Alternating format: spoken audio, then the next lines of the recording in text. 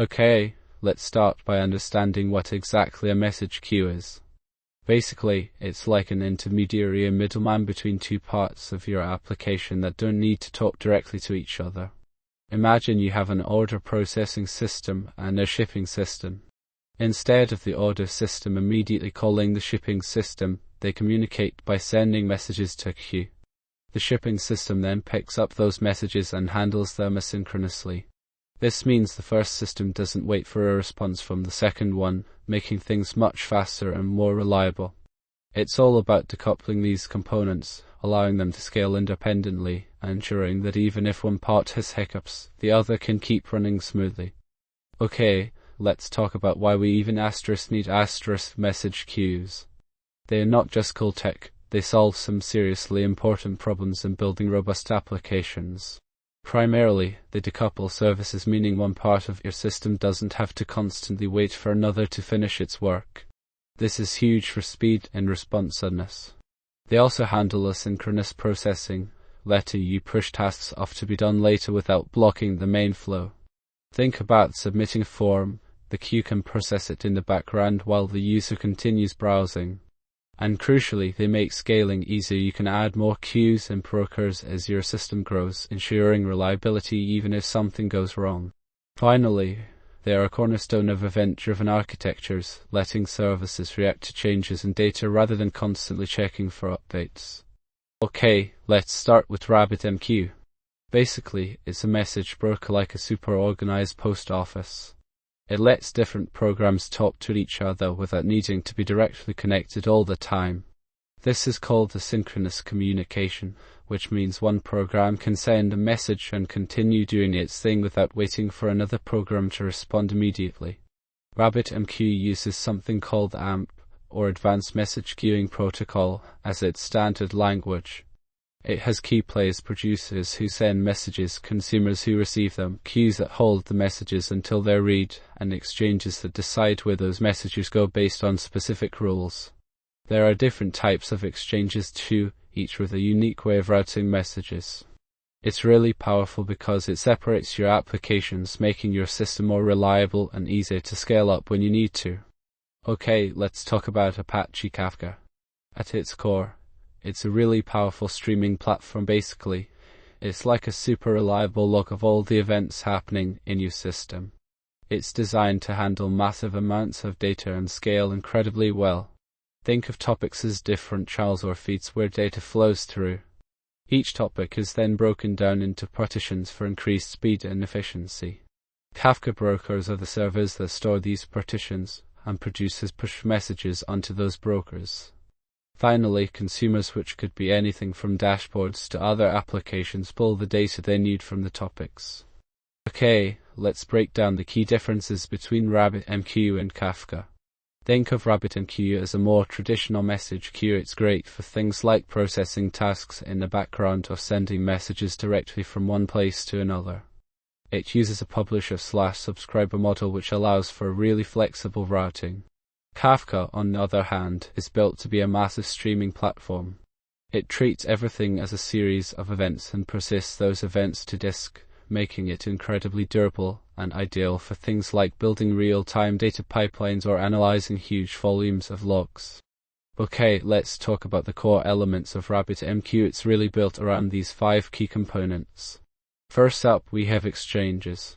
These are like traffic directors, receiving messages and intelligently routing them to the correct queues. Then you've got queues themselves. These are where messages actually wait until they get picked up. Next, there's the concept of bindings, which tie the exchange to a specific queue, defining how those messages should be routed.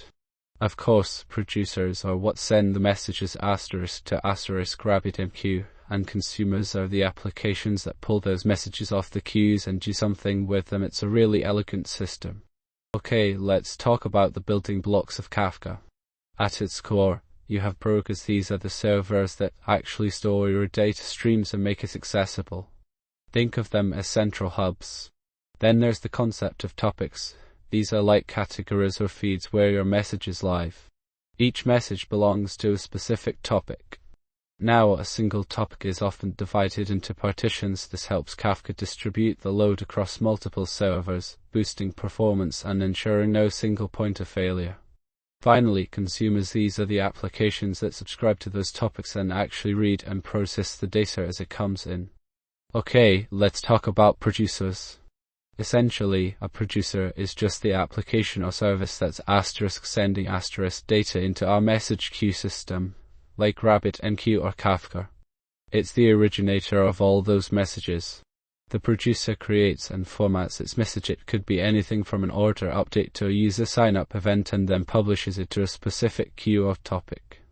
The really cool thing is that producers don't need to worry about who is going to read those messages. They just focus on getting the data out there. They operate asynchronously, so they can keep doing the work while waiting for consumers to process those messages. Let's talk about consumers in message queues. Imagine you have a system where different parts of your application need to communicate. A consumer is like a worker that listens for messages on the queue, processes them, and then lets the system know it's done. When a producer sends a message to a queue, the consumer is waiting patiently until it receives that message. Once it gets the message, it does its job, maybe updating a database or sending an email, and then confirms it's finished. It's all about responding to requests and keeping things flowing smoothly. Okay, let's talk about the heart of message queues, the message broker. Basically, it's a central hub that allows different parts of your system to chat with each other without needing to know exactly how they're talking. Imagine you have an order processing system and a shipping service. Instead of them directly connecting, messages are passed through the broker. The producer sends the message, the broker handles it based on its rules, and then the consumer picks it up and does its thing. This makes things much more flexible and easier to scale as your application grows. Okay, let's talk about queues in RabbitMQ. Basically, a queue is like an email inbox. The messages come in one after another and are processed in the order they arrived. It's a fundamental concept for how RabbitMQ works and ensures that messages aren't lost if the system restarts. Crucially, it maintains order, offering decoupling so producers don't need to worry about who's handling their data. Think of an example like user sign-ups. A queue makes sure every new registration gets processed. Okay, let's talk about topics in Kafka. Imagine a topic as a really organized category or feed for your data. It's like a labeled folder where you put all messages related to that specific subject. For instance, you might have a user activity topic and another called order events. Kafka uses these topics to structure everything. Each topic can be split into partitions. Think of them as smaller, parallel streams, which helps Kafka handle lots of data really quickly. And within each partition, messages arrive in the same order they were sent, so you always know what came first. Okay, let's talk about partitions in Kafka. They're a really important part of how the system works. Essentially, a partition is like dividing your data streams into smaller chunks that can be spread out across multiple servers within your Kafka cluster. This lets you handle much larger amounts of data and process it faster, making your system more scalable.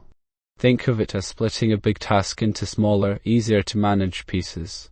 It also ensures if one part of the system fails, only the affected data is impacted. Crucially, messages with the same key always go to the same partition. This guarantees that related messages are processed in order. Okay, let's talk about message ordering in Kafka. It's a really important concept to understand. Basically, Kafka ensures that messages are processed in the order they arrive within each individual partition. How does it do this? Well, first, you always assign a key to your messages, anything that uniquely identifies them. Messages with the same key will always end up on the same partition. Then, Kafka keeps track of where each message is using something called an offset. As new messages arrive, they get assigned offsets, and Kafka uses these offsets to process them in the order they came in. It's a bit like a log, you read it from beginning to end. And crucially, this ordering happens only inside a single partition. If you have multiple topics, or different partitions within a topic, you won't get guaranteed global ordering. Okay, let's talk about message order in RabbitMQ. It's a really important topic when you're interviewing. Understanding how things can get out of sync is key. By default, if you are using durable queues and publishing messages to a single exchange with a specific routing key, RabbitMQ does guarantee that the messages will arrive in the order they were sent. But this depends on persistence being enabled. You can also use publisher confirms for delivery confirmation, but that doesn't automatically mean ordering. For truly guaranteed order across multiple nodes, and it's important to understand there are different levels of guarantees. You'll want to look at transactional messaging. This involves wrapping everything in a single transaction, which makes sure messages are processed precisely as they were sent. Clustering with queues also offers ordering guarantees but is more complex. Finally, priority queues can deliver messages in order of importance, but aren't strictly total order. So, think about the level of guarantee you need for your application. Okay, let's talk about consumer groups in Kafka. Think of them as teams of consumers working together to process data from a topic. Essentially, they allow multiple consumers to work independently on the same partitions within a topic. This means you can scale your processing power by adding more consumers to a group without affecting other groups consuming the same topic. It's all about parallel processing and handling different needs with dedicated teams. Okay, so let's dive into durable queues in RabbitMQ. Normally, if the RabbitMQ server takes a nap, crashes or restarts, any messages sitting in a queue disappear. That's because those queues are volatile. But what if we want to make sure those messages stick around? That's where durable queues come in. A durable queue is essentially telling RabbitMQ to save its message data to disk. So, even if the server goes down, when it comes back up, those messages will still be there and ready to go. You can create a durable queue by setting the durable flag to true when you define it using the AMP API or through your management tools. It's important to remember, though, durability protects against broker restarts, not network hiccups. And for truly reliable delivery, always pair durability with acknowledgements. Okay, let's talk about acknowledgements, a really important part of getting messages reliably delivered. In RabbitMQ, it's how you tell the broker that a consumer has actually received and processed a message. Think of it like saying, "I got it." The publisher sends a message to an exchange, which then routes it to the appropriate queue. The consumer pulls the message from the queue. Now, if the consumer just disappears mid-process because of a crash, those messages could be lost. That's where acknowledgements come in. There are two main types: automatic acknowledgement, which is easy and convenient but might lead to loss if things go wrong, and manual acknowledgement, where you explicitly tell the broker you've handled the message successfully. Using basic ACK allows you to send that confirmation back to RabbitMQ. Let's talk about retention in Kafka. Essentially, it's how long Kafka keeps a message around after it's produced. There are two main ways to control this: time-based and size-based. Time-based means keep the message for X seconds/milliseconds, while size-based says delete it once we reach a certain total size within a partition. You can adjust these settings at both the topic level and even on individual partitions, giving you really fine-grained control over your storage space and data lifecycle. Okay, let's talk about dead letter queues. Basically, they're a safety net for messages that just won't play nice. If a message repeatedly fails to be processed after several tries, maybe it is an incorrect format, or something went wrong temporarily. Instead of letting the whole system grind to a halt, it gets moved to a special queue called the dead letter queue. This prevents those failed messages from causing problems down the line and gives you a place to investigate what happened. Okay, let's talk about fan-out exchanges in RabbitMQ. They are a really interesting concept. Basically, when you set up a fan-out exchange, it doesn't care what routing key you attach to a message. It just sends a message to every queue connected to it. It's like a megaphone. Anything you say goes out to everyone listening. This is great for broadcasting events or notifications to multiple consumers at once, without needing to create specific roles for each one. Okay, let's talk about direct exchanges in RabbitMQ. Essentially, a direct exchange only sends messages to keys that have exactly the routing key specified in the message. It's like having a very specific delivery address for each letter. So you need to tell the exchange precisely where you want those messages to go. If the routing key doesn't match anything, the message simply gets dropped. It's a really straightforward way to route messages when you know exactly which queue should receive them. Okay, so let's talk about topic exchanges in RabbitMQ. They're really important for flexible message routing. Instead of just matching exact strings like direct exchanges do, topic exchanges use a routing key. Think of it as an address label in the message itself. The exchange looks at this routing key and compares it to its bindings, which are essentially rules telling it where to send messages. It's all about patterns here. You can have very specific routing keys or more general ones that match multiple queues. Let's talk about headers exchanges in RabbitMQ. They are a really handy way to route messages when you don't want to match specific keys, but instead want to use the data asterisk inside asterisk the message itself. Think of them as routing by metadata. Unlike direct or fan-out exchanges, they look at the headers attached to your message. If a queue is bound to the exchange and has a matching header value, that's where the message goes. It's super flexible for scenarios like prioritizing messages based on their severity level, or routing messages differently depending on whether a user is premium or not. Essentially, they let you route by content rather than just a key. Okay, let's talk about how messages get delivered in messaging systems. There are really two main patterns: point-to-point and publish-subscribe. Point-to-point is like sending a direct email. You know exactly who's going to receive it. It's great for things where there's a clear sender and receiver relationship, like when an order gets processed. Publish-subscribe, on the other hand, is more like a broadcast. Messages are published to a topic, and anyone who's interested, anyone who's subscribed, receives them. This is perfect for things like notifications or real-time updates where you want multiple people to be kept in the loop. Okay, let's talk about back pressure in messaging systems. Think of it like a water pipe getting overwhelmed, too much flow trying to squeeze through a narrow point. When producers are sending messages faster than consumers can process them, you get a build-up that creates problems and delays. It's usually caused by slow consumers or sudden increases in the message volume. Handling back pressure often involves limiting the rate at which producers send messages, implementing safeguards within the queue itself, or simply adding more workers to handle the load. Okay, let's talk about how Kafka keeps your messages safe. The big idea is replication. It's like making multiple copies of a logbook.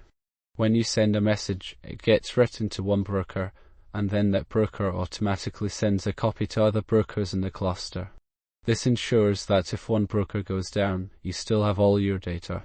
Kafka uses something called commit logs, which are ordered records of everything, and replication is how those records are kept safe. You can adjust how many copies the replication factor you want, which affects both durability and storage costs.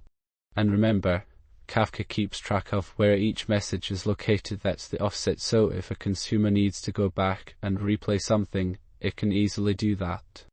Okay, let's talk about replication in Kafka. It's a really crucial concept for understanding how the system works reliably.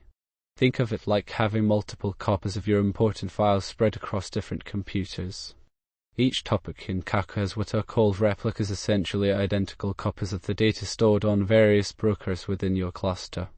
This is super helpful because if one broker goes down, another replica automatically picks up the slack and keeps things running smoothly for your consumers.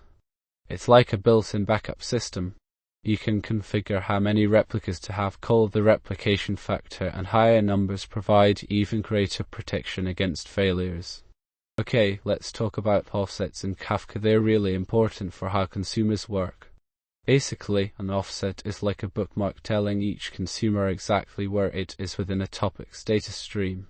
Think of topics as big books and partitions as chapters, and the offset is your position within that chapter. Kafka uses these offsets to track progress, so if a consumer falls behind, it knows which messages to catch up on. It's all about keeping things synchronized within a consumer group. Okay, let's talk about how Kafka handles keeping track of where consumers are in a message stream. Think of it like this: each consumer has its own record of which messages they've already processed within each partition. These records are called offsets, and they essentially point to the exact position of the last message consumed. Kafka brokers store these offsets, and when a consumer finishes processing a batch of messages, it commits that offset back to the broker, basically saying, "I'm up to this point." If a consumer crashes or restarts, it can easily pick up exactly where it left off using its last committed offset. It's really important to understand how you are managing these offsets. You have two main options. Kafka can automatically commit offsets based on intervals, or the consumers themselves can control when offsets are committed. Okay, let's dive into idempotency. It's a really important idea when working with message queues like RabbitMQ and Kafka. Simply put, idempotency means if you process the same message twice, you only want to get *1 effect from it. Think of applying a discount. You don't want the customer to get two discounts. It helps us avoid errors caused by lost or duplicated messages. We can achieve this by using a unique ID for each message, checking if an operation has already been done in our database, or using transactions to make sure everything happens as expected. Okay, let's talk about exactly once delivery, a really important concept when dealing with message queues. Basically, it guarantees that your messages are processed only once, no matter what happens. Imagine a system where a customer places an order, and then the system crashes before the order is fully processed. Without exactly once, you could end up with duplicate orders. RabbitMQ achieves this by having the publisher confirm delivery to the broker, and consumers acknowledge receipt of messages. If something goes wrong, the broker will retry delivery to another available consumer. Kafka uses idempotent consumers transactions for wrapping multiple operations and its distributed architecture to ensure that even if brokers fail, data is consistently processed exactly once. Okay, let's talk about how message queues can really ensure messages get where they need to go reliably. We have two important concepts here, at least once and at most once delivery. At least once guarantees that a message will be delivered to the consumer at least once, but it doesn't stop it from being delivered multiple times if something goes wrong. Think of it like sending an email. You want to make sure it gets there, even if the recipient is temporarily unavailable. At most once delivery, on the other hand, guarantees that a message will be delivered to the consumer only once. This requires careful design because the consumer needs to be able to handle duplicate messages without causing issues. The choice depends entirely on your application's requirements. What's more important, ensuring every message is received or preventing duplicates. Okay, let's talk about how message queues handle delivering messages specifically, the difference between at least once and exactly once guarantees. At least once means a message gets delivered to the consumer at least once, but there's a chance it could be delivered more than once if the consumer fails its first attempt. It's simpler to set up and generally faster. On the other hand, exactly once delivery is much stronger. It guarantees the message will only ever be processed by one consumer, even if something goes wrong. This is harder to implement because you often need to use techniques like making sure each message is uniquely identified and that the consumer can handle failures gracefully without needing to reprocess a message. So, it's all about balancing complexity with the need for data accuracy. Think carefully about what's most important for your specific application. Okay, let's talk about how messages are handled in message queues. Essentially, there's a big difference between synchronous and asynchronous approaches. Think of it like this. With synchronous messaging, the sender waits for an immediate answer from the receiver, like making a phone call and having to hold while someone responds. This creates tight coupling. Both systems need to be online at the same time. But with asynchronous messaging, the sender just sends the message and moves on without waiting for a reply. It's more like sending an email. You send it and do your own thing. This loose coupling makes the system much more robust because if one part fails, the other can keep running. So, understanding this difference is really important when thinking about how message queues are used. Okay, let's talk about how to handle those pesky transient errors when sending messages with RabbitMQ. Retries are your friend here. They are an automated way to try again if something hiccups temporarily. We primarily use direct exchanges for this because they provide predictable routing. Think of it like a straight shot. The message goes where you tell it to, and if it fails, it gets put back in line to be tried again. It's important to configure your retry policy, how many times it tries, when it starts trying again, and how long it waits between attempts. And for maximum effectiveness, clustering is key. It distributes the load and increases reliability. Finally, don't forget about robust error handling in your consumer application. You need a way to gracefully deal with messages that are retried multiple times. Let's talk about something really important in messaging systems, how we deal with those tricky poison messages. These are signals that tell us, hey, something went wrong here. They're basically error flags sent by the producer when it can't reliably send a regular message. Ignoring them can be disastrous, leading to lost data or processing bad information. The best practice is usually to move those poison messages into a dedicated dead letter queue, which allows us to track down what happened and fix the underlying issue. You could also build some error handling directly into your consumer, but retrying them isn't always the right answer. It can sometimes just make things worse. Okay, let's dive into message schemas. Think of them as blueprints for how messages are built.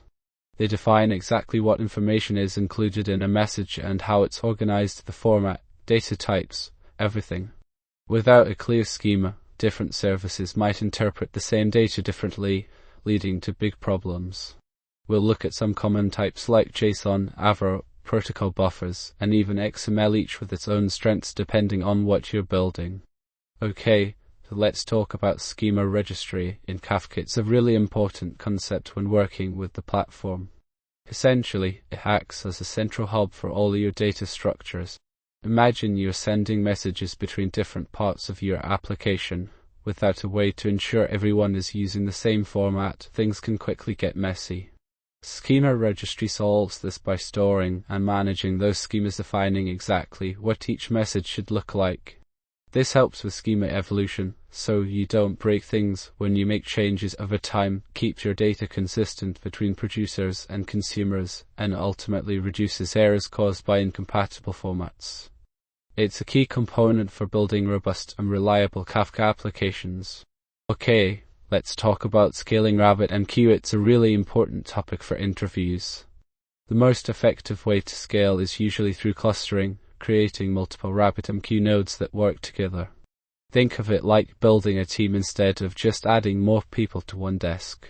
You want to distribute your messages across these nodes using virtual hosts and queues, ensuring no single node gets overwhelmed.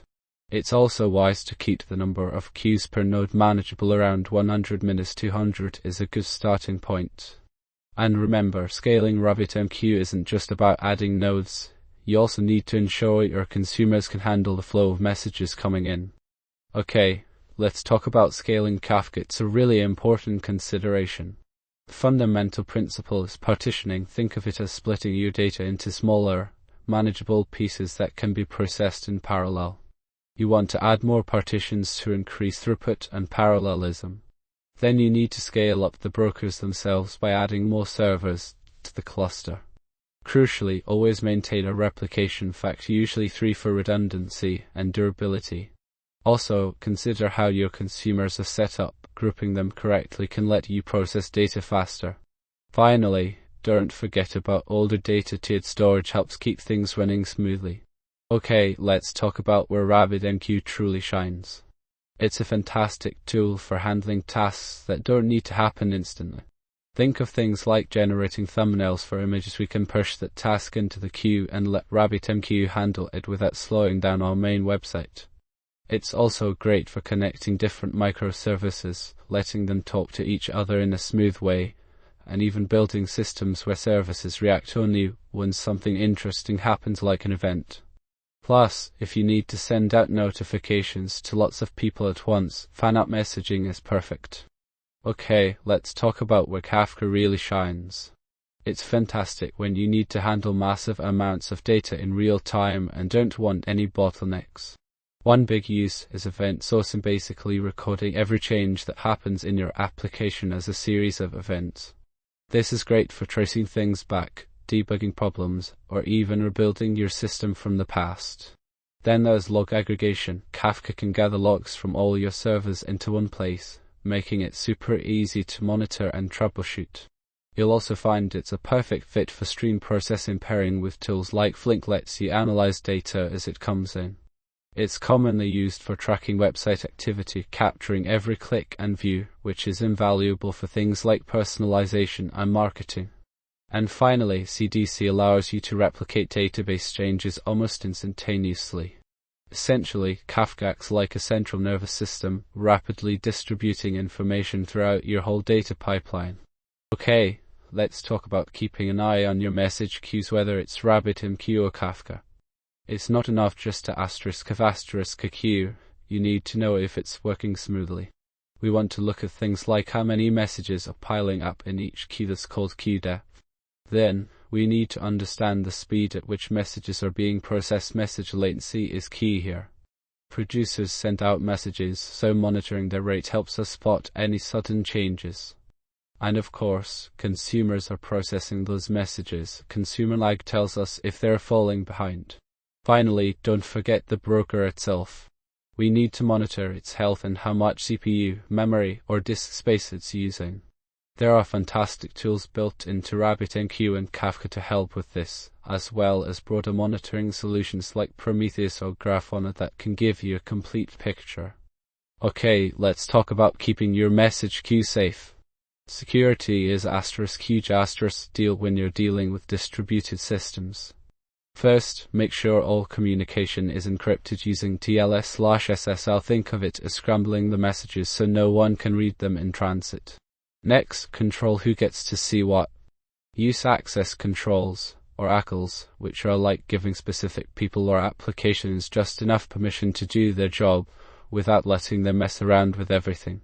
Encryption isn't just for sending, also encrypt your messages when they're stored at rest. And don't forget logging. Track everything that happens in the queue, who is reading what and when. Finally, isolate your message queues onto a separate, secure network segment and keep all your software updated with the latest security patches. Regular audits are critical too. Think of it like a health check for your system. Okay, let's talk about message order, really important consideration when you're dealing with distributed messaging systems like RabbitMQ or Kafka. The core problem is that messages can take different paths through the system, so guaranteeing they arrive in exactly the same order as they were sent is tough. RabbitMQ uses something called publish, confirm, subscribe, which basically means if a consumer acknowledges it got a message, the broker knows to deliver subsequent messages in that same sequence. Kafka takes a slightly different approach with ordered consumers and transaction logs. Ordered consumers process partitions one after another, ensuring order within each partition, and transaction logs make sure all operations on a single message happen together atomically. Remember though, achieving perfect global ordering across a whole distributed system is often impractical. We need to balance strictness with performance. Okay, let's talk about stream processing in Kafka. It's a really important concept to understand because it goes beyond just sending and receiving messages. Kafka was built from the ground up for handling continuous streams of data. Think sensor readings, website activity, financial transactions, anything that keeps flowing. It's not like a regular queue where you process things one by one. Instead, records flow in continuously. Kafka organizes this data into topics, which are essentially categories or feeds, and these topics are then divided into partitions for better performance. Consumers are the apps that read from those partitions. Understanding how Kafka handles these streams with offsets, tracking exactly where each consumer is in the flow, is key to building scalable and real-time applications. Okay, let's talk about how we actually use message queues with microservices. It's really all about decoupling, making sure that one service doesn't have to wait for another to respond immediately. So typically, you'll have a producer service that's the one creating an event or update. It then pushes that information onto the queue. Now there's often a consumer service that listens for those messages and handles them. RabbitMQ uses exchange patterns to intelligently route messages to the right consumers, and with Kafka it's all about partitioning topics so you can scale out your message processing. Okay, let's talk about where RabbitMQ and Kafka stumble a little bit.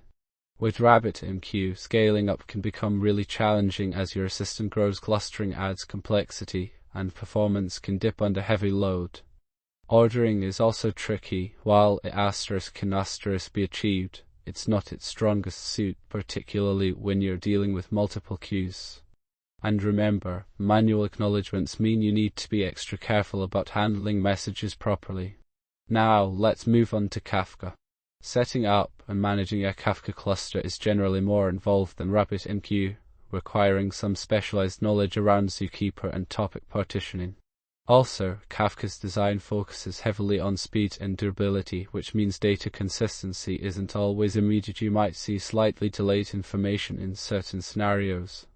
Thank you for watching.